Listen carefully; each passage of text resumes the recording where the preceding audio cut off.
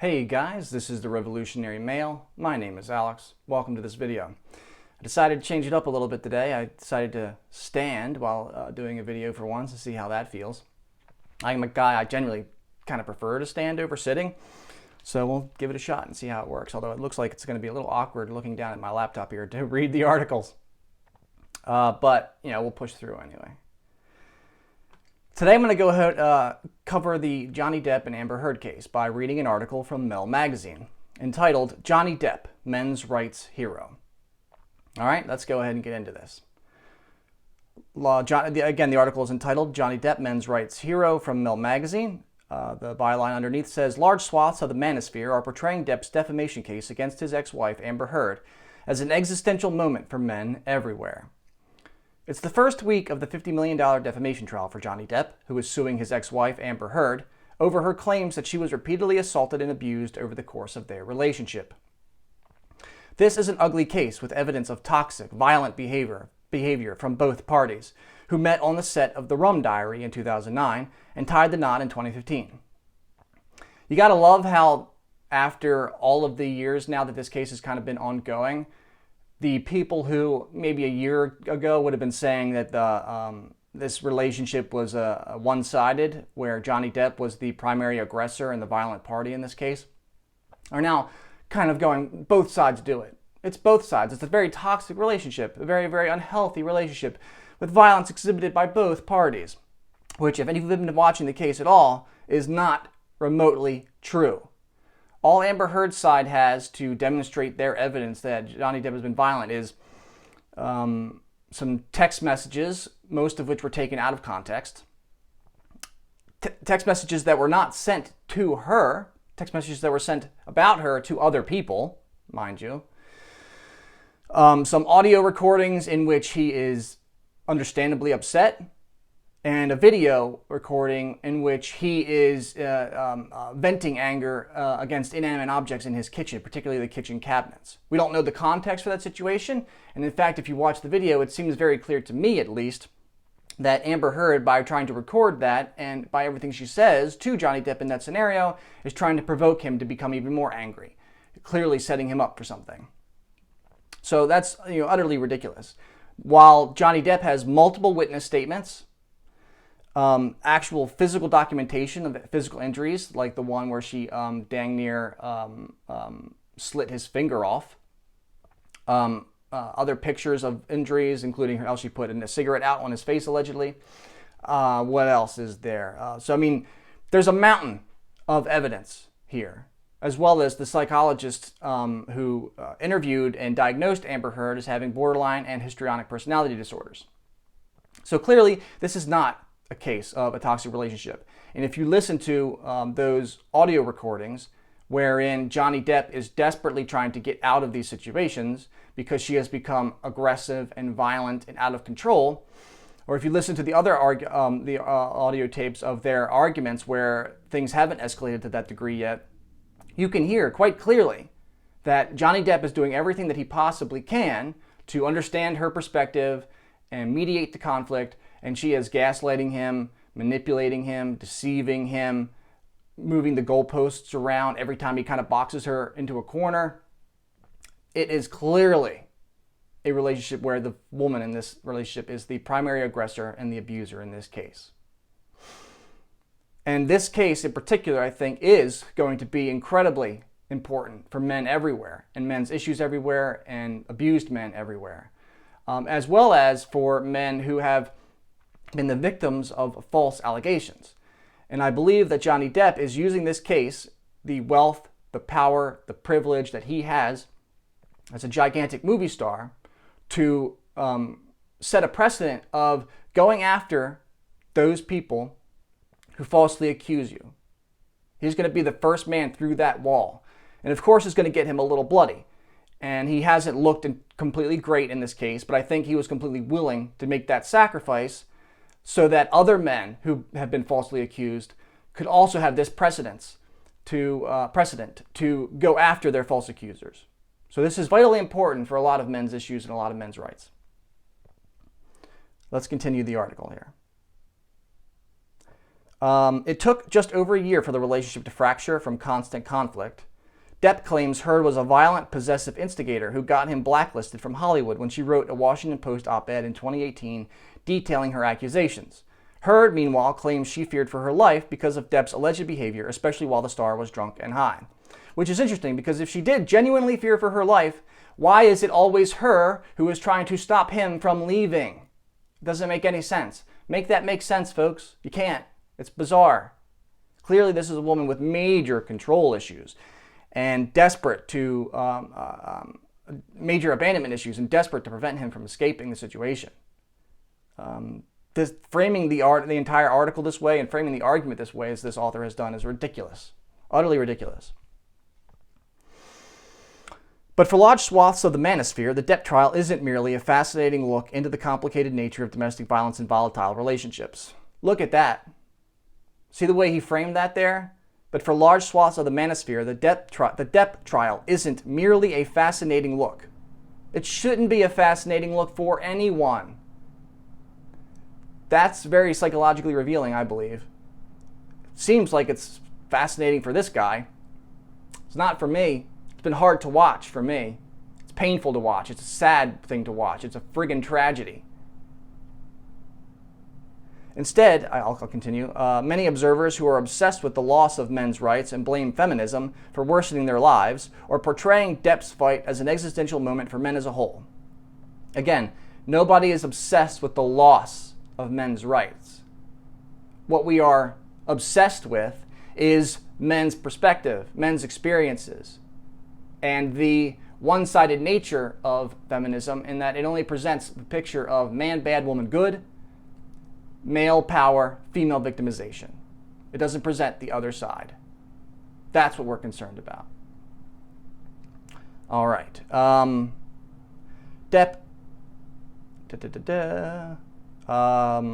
In their eyes, Depp isn't merely a target of assumptions and false narratives. He is the vanguard in the war against women who hate men and pretend to be victims.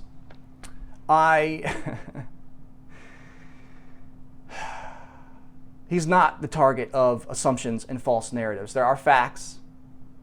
This is not about narratives. This is about facts and evidence. It's only to people like this that these things are about narratives and stories, because that's the way they think. They don't think in terms of evidence and facts. They think in terms of a predetermined belief system that they then use to determine the validity of any evidence or facts that come into that they encounter. In that way, Depp is being weaponized by the manosphere, most notably by men's rights activists, in order to paint a picture of how American society chooses to believe women even when they're liars. Well, that is definitely the case. We have the hashtag #BelieveAllWomen. I don't believe that's fair. We don't believe all men, because human beings are liars. People lie all the time about a variety of things. His trial fits neatly into a tapestry of claims that men are under attack, woven alongside clumsy narratives about false rape accusations and mothers lying to block children from their fathers. His trial fits neatly into a tapestry of claims that men are under attack. None of this fits neatly. And none of this is, as this writer says, and of course all of this are clumsy narratives. Of course all this stuff is clumsy. Discussing men's issues and men's vulnerabilities and men's problems is clumsy because our society doesn't care, doesn't have any concern about these things. So of course it's going to be clumsy because it doesn't fit into our biological predetermined identity that men are not vulnerable, that men are the disposable sex. So of course this is all clumsy, and none of this is neat. There's no tidy way to discuss these issues and get men the kind of attention and help and move these gender issues forward in any neat way, because we don't have the benefit of that feminism has of always wanting to protect and provide for women. It doesn't work that way. It's a lot harder for men because we're supposed to help ourselves. We're supposed to do everything for ourselves. We're the disposable sex. We're not supposed to need assistance or care or provisioning or protection.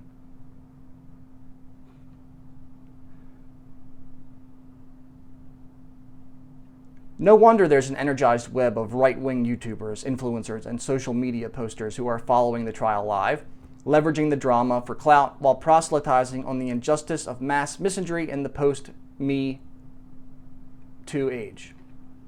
I was trying not to say the word, but whatever. It's fascinating, they use that term right-wing pretty much whenever you don't go along to get along with a lot of these ideas.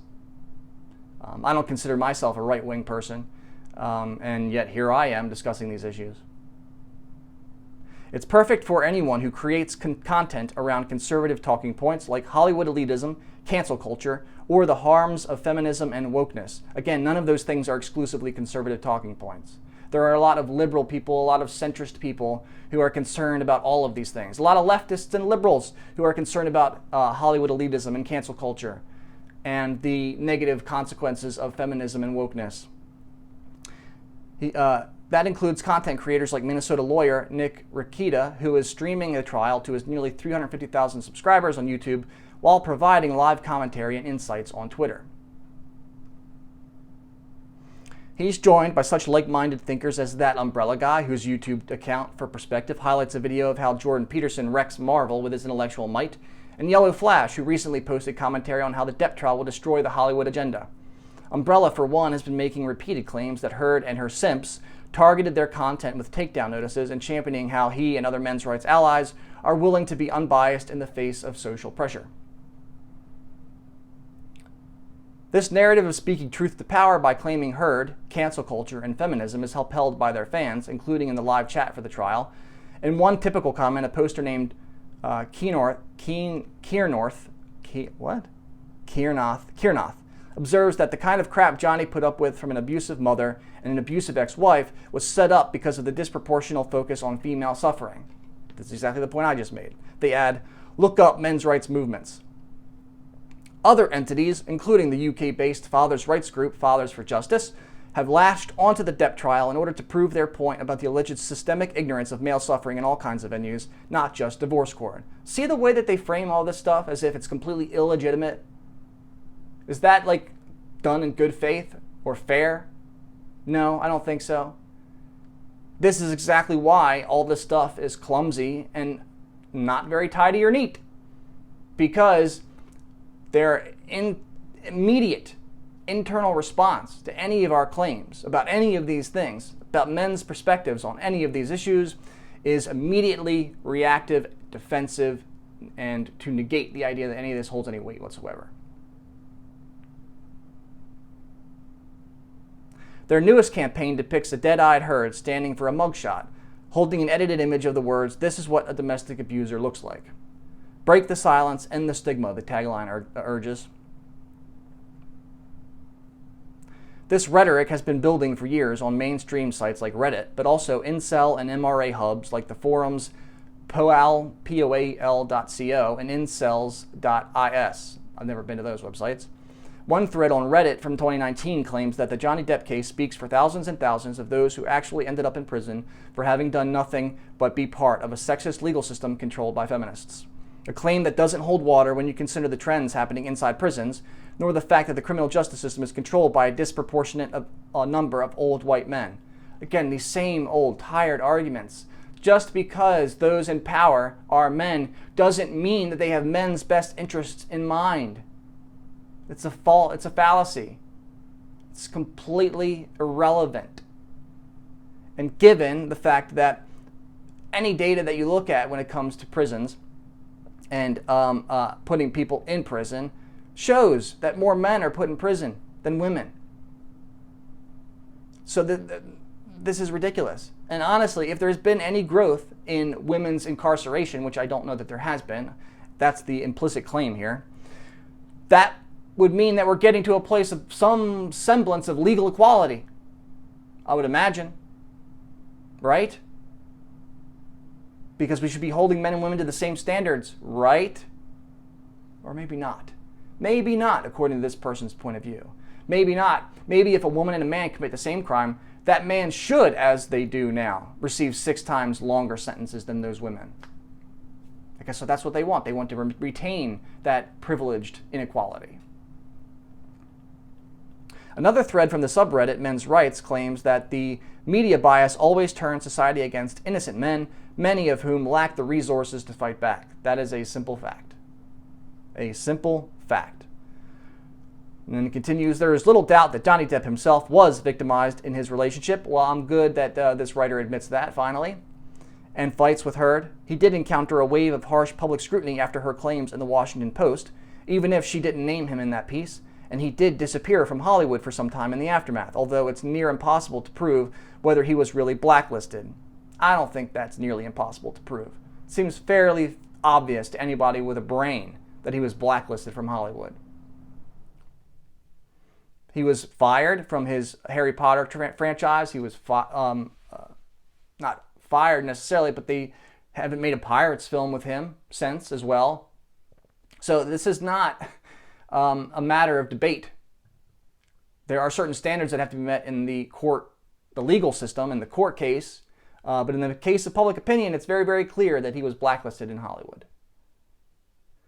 In the broader picture, it's also true that domestic violence does impact men, who often will not report being assaulted due to personal shame and fear that people will belittle or discredit their experiences because of their gender. Not only does it impact men, men are just about equal in terms of their victimization. Women victimize men just as often as men victimize women. Those are the statistics, fellas. That's the reality here. So it's not that it just impacts men. This is relatively equal in terms of the violence inflicted and the abuse inflicted. But treating Depp's case as a smoking gun that modern society hates men isn't good for nuance or even rooted in objective consideration of gendered violence. It's just the next overture in a performative show about male suffering, and the manosphere has proven incredibly adept at using these overtures to build up a conspiratorial ideology about the world around us. This isn't a conspiratorial ideology, and you're doing it even here, buddy. You, at the beginning of this paragraph, you acknowledge the very fact that men are discriminated against in this particular way. And then at the end of this paragraph, you rip it back. You pull it away from us. You renege on that admission. It's ridiculous. Utterly ridiculous. Of course, it is rooted in objective considerations of gendered violence. Men are just as likely to be violently affected by interpersonal violence as women are. That's the reality. And this is not a conspiratorial ideology about the world around us. This is just recognizing the way that our society doesn't treat male vulnerability or men's issues with the same level of care and consideration that it does for women. That's just a reality. And the argument that feminism has made this reality harder for men is indisputable. Indisputable. Feminism is just conservatism or traditionalism rebranded. That's all that this is. In that way, the Depp and Heard trial fits neatly alongside moral panics about fathers' rights or bizarre fights about ladies' nights promotions, all of which is used to argue that society is irreversibly biased. Society is biased. I don't know if it's irreversibly biased or not, but it is certainly biased against men in a number of ways, just as it's biased against women in a variety of ways. This is undeniable. Even he admits it. But again, he can't actually give any power or any real weight to that argument, because then we would actually have to consider what kind of outcomes do we want here. We'd have to take action. So he wants to be able to admit that this exists in some small, minor, relatively, innocuous way, but, it's not enough to really do anything about. It's not significant enough or serious enough to really take action. No big deal. It's something that a few individual men have to face. And so it can remain an individual man's problem rather than a social problem. See how that works? Let's see, where did I leave off? It is the siren song of compelling a vanguard of obsessive men to fight on the front lines, rebuking every privilege they have as men and blaming everyone else for being brainwashed.